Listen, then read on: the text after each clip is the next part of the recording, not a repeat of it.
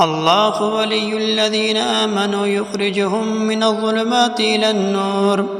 والذين كفروا أولياؤهم الطاغوت يخرجونهم من النور إلى الظلمات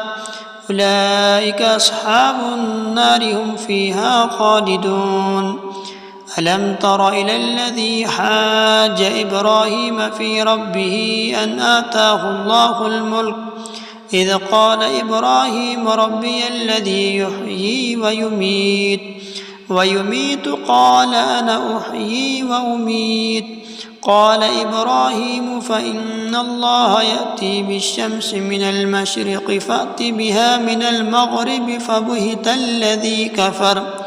والله لا يهدي القوم الظالمين. أو كالذي مر على قرية وهي خاوية على عروشها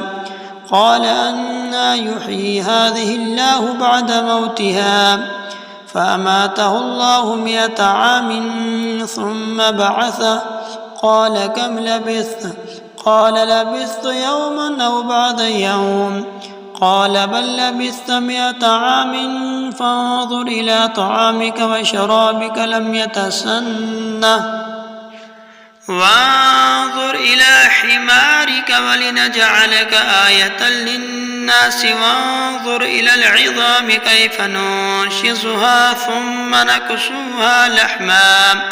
فلما تبين له قال أعلم أن الله على كل شيء قدير.